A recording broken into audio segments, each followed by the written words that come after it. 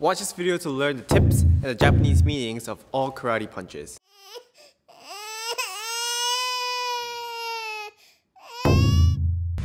Maegeri, maegeri, maegeri. So mae means to the front and keri means to kick. This maegeri, which means the front kick, can be done with your front leg or your back leg, either to the stomach, which is the chudan, or the jodan. So with the back leg, it'll be chudan, jodan. With the front leg, it can be chudan and jodan. There are two tips for maegeri: the place where you kick with, which is the koshi, and to pull back. So starting with the first point, kicking with the koshi, you have to kick with the part right here. So maybe try kicking the ground like this. Make sure that this becomes a single line when you kick the floor. So feel that strong hard point of where you're kicking with and practice kicking with that spot. Number two is the pulling back. Some common mistake is that if you don't pull back your kick, it'll be like this, like that. But make sure to have a short impact. Pull back your kick like a whip. So just first relax and just get that feeling of snapping back your kick. Bum, bum, bum, bum. Bum, bum, bum.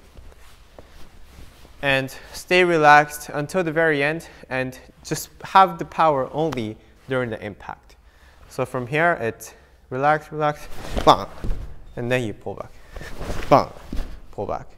Mawashigeri, mawashigeri, mawashigeri. So the next point is mawashigeri. Mawashi means round and keri means to kick. So in English, it's roundhouse kick. You can either do this like the maegeri with the front leg or the back leg, aiming at the chudan or the jodan. Some people do it for the gedan too, which means the lower body. The two tips for the mawashigeri is getting your knee up and turning your hip. So let's start with getting your knee up. When you do the mawashigeri, if you don't bend your knees, it'll look like this.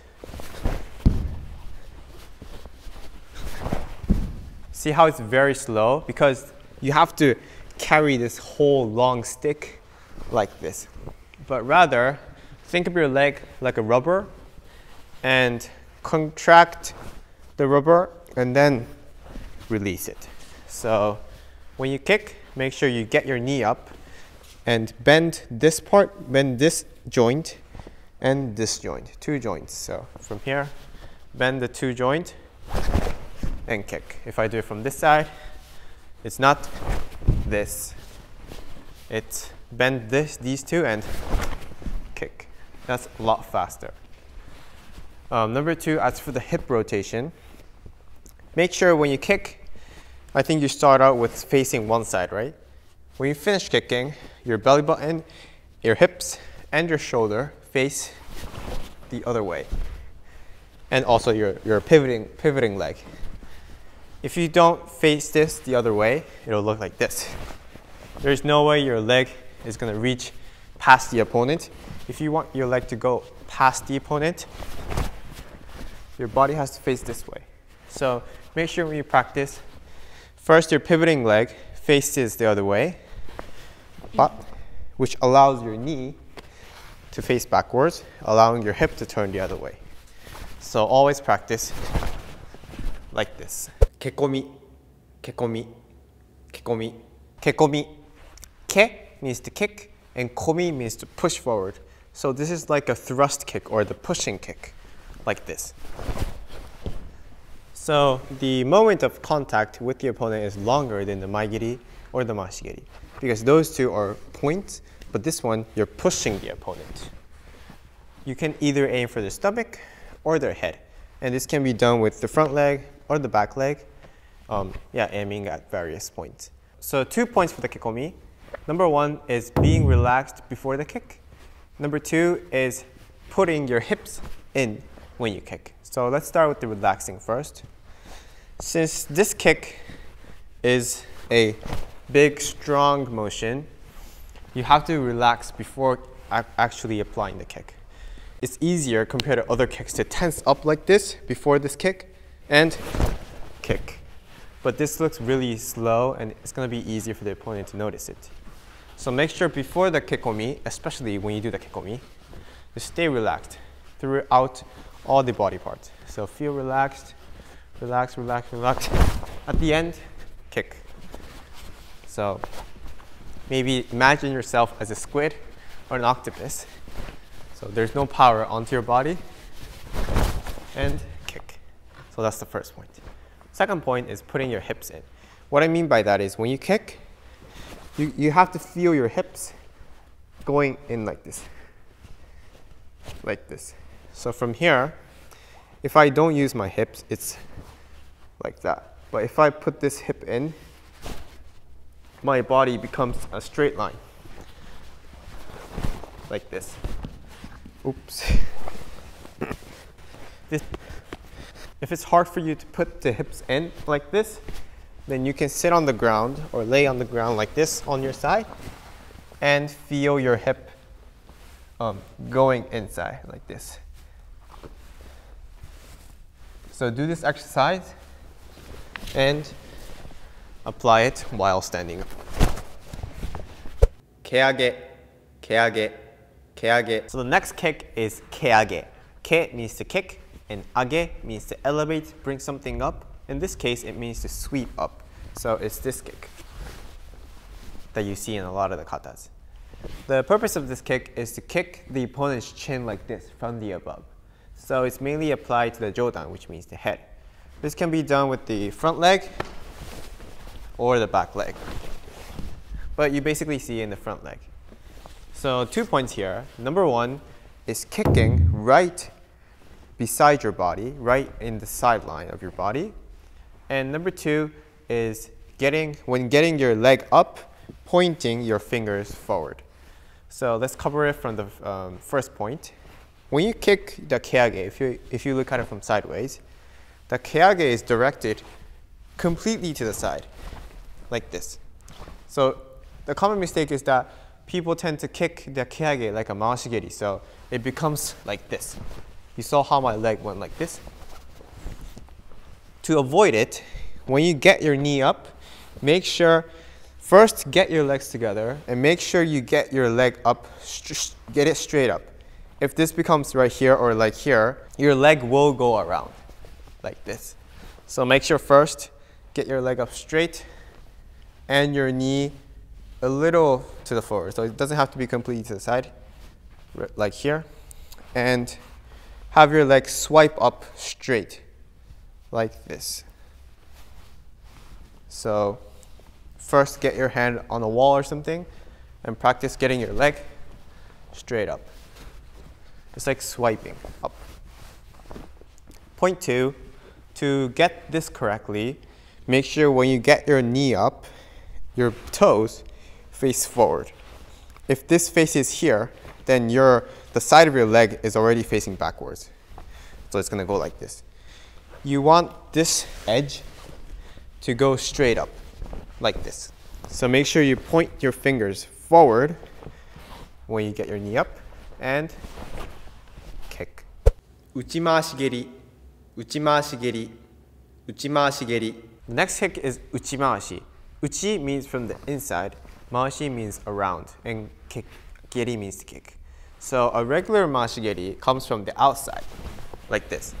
But the uchimawashi comes from the inside, like this. It's a pretty unique kei, and you can either do it with the front leg or the back leg. So either one is fine. So let me show you how you can apply this. The regular mawashi geri aims for right here, but the uchimawashi aims for his face right here, like this, like that. There are two tips again. Number one is getting your knee up past the center line of your body. Number two is pushing yourself forward at the last moment with the back leg. So let's cover the first tip.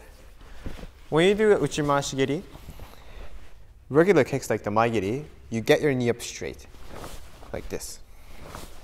However, in uchimawashi, you have to get your leg like this.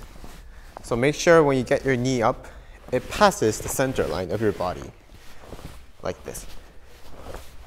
And this allows you to kick like that. So your leg has to, flex like this. So if your knee is here, there's no way you can kick the uchimashi. So make sure your knee comes maybe in front of the other knee and kick. The second point was pushing yourself with the back leg at the last moment. So from here, make sure you get your front leg bent first, and after the knee passes the front knee, when you extend your leg, you push yourself with the back leg. So what you do is, from here, push yourself forward. If you don't push yourself forward, you're going to end up like this, which has no distance. But if you want your kick to reach, this is what you do. Mikazuki geri, mikazuki geri, mikazuki geri. The next kick is called mikazuki geri.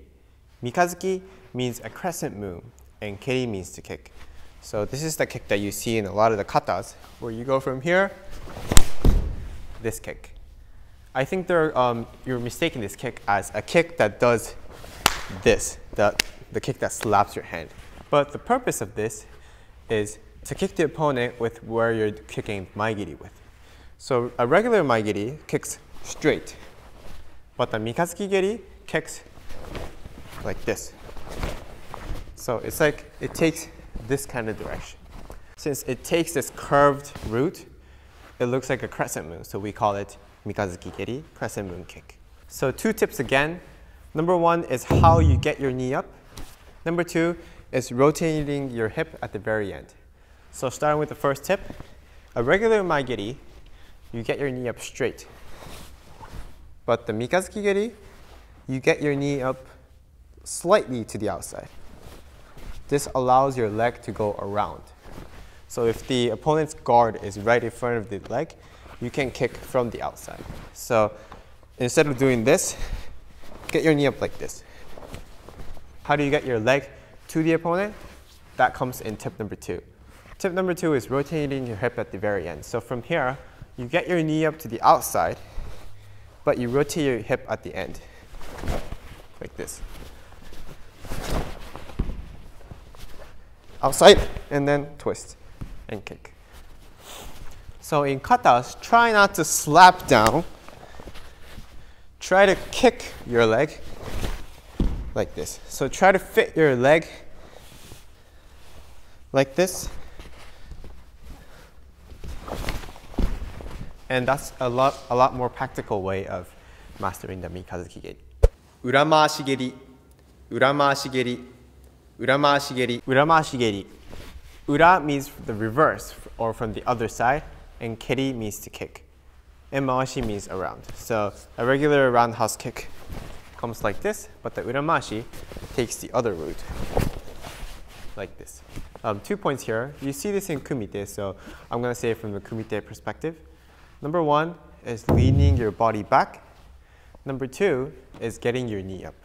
For more detailed explanation, we've made a uramashi video already, so please check that out from the card above.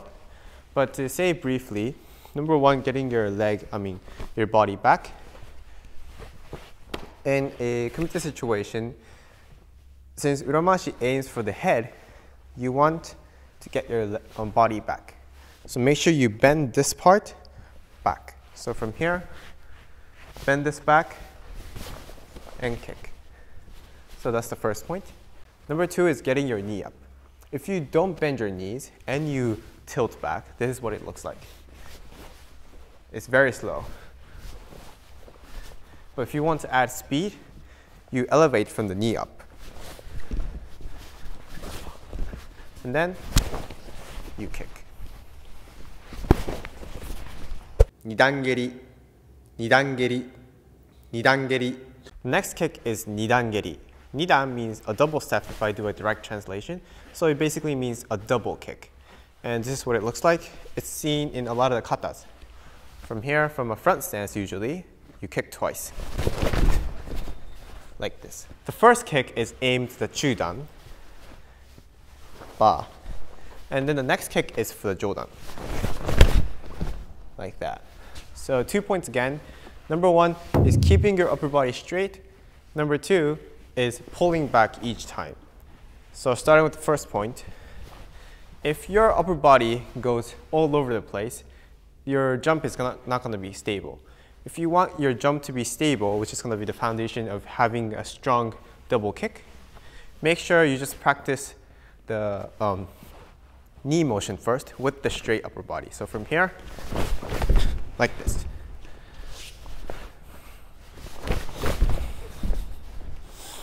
After, having that sense of body movement, then try to do the first kick with the upper body straight. I think you get the point. Number 2 is pulling back each time. If you don't pull back your kicks, then it's going to be hard for you to do the next motion. So from here, make sure you pull back each time. Pull, pull, and then go down. Thank you so much for watching. That was the video for today. If you'd like to see more of these karate related videos, tutorials of kata and kumite, please subscribe to my videos and please hit the notification bell. Also, if you'd like to see the punching version of this, I've compiled all the punches in karate and explained each of them. Please check out this video and see you guys next time.